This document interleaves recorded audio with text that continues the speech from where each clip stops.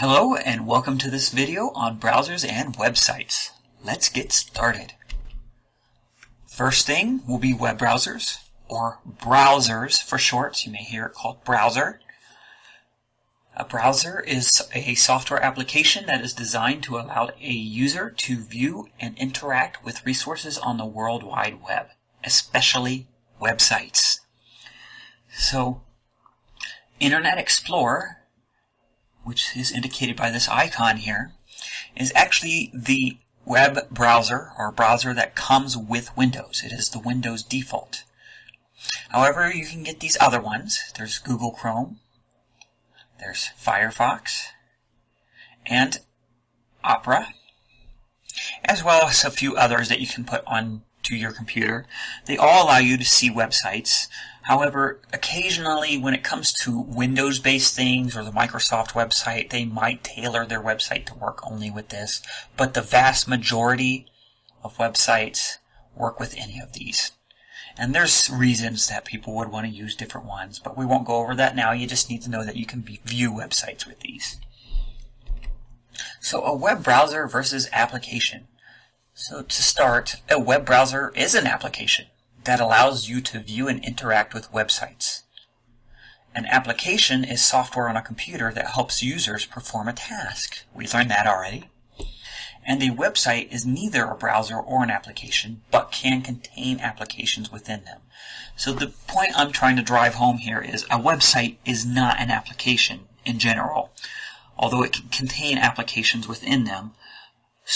But your web browser, the tool you use to view a website, is an application. So what is a web page? Well, documents that are made from a code called HTML that allow you to see and interact with information. It's almost like a page in a book. If you were to open up a book and look at a page, there's information there, there's pictures, there could be other information there. It's almost the same thing, just on your computer screen. It's just one page of that. So what if you do have multiple pages? Well, what is that? Well, multiple pages would be a website. So it's a group of web pages, not just a single page. So think of a book of pages.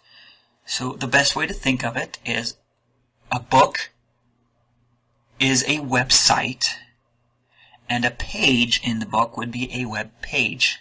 It's almost the same thing, just one's digital and one's a physical object. Next would be domain names and subdomains. Alright, a domain name is a unique name that identifies a website or location on the web. Now, so you would have maybe www.pdfsmail.me, this right here, or right here on the website.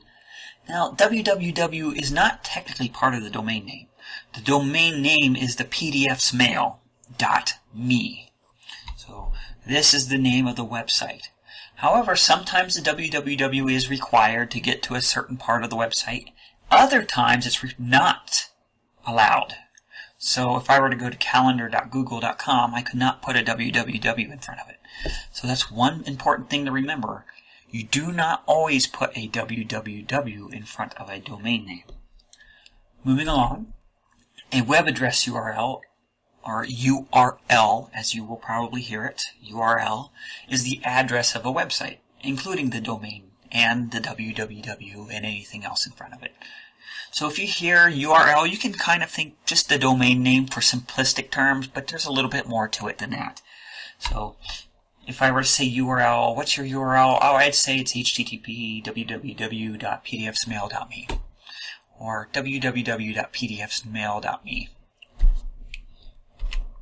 Using a URL or domain name, well, this is fairly simple. When you open up a web browser, you'll come up to a page, and at the top of the page, there's this address bar. It's this big open bar at the top. And some of them are different depending on your web browser, but that's where you just type the domain name. And if it needs www, type that also. So here I type www.pdfsmail.me and hit enter, and there's the website. It comes up as long as you're connected to the internet.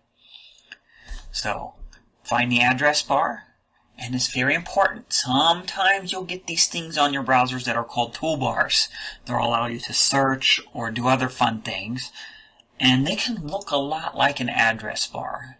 And I really don't like toolbars too much. They tend to clutter the screen. But if you do have a toolbar, you really need to make sure that it is not your address bar and you do not use it as your address bar. So if you type something in and you think you're typing it into the address bar and you come up, instead of getting that website, you get a page with tons of websites listed, you probably just used a toolbar that searched for what you just typed in.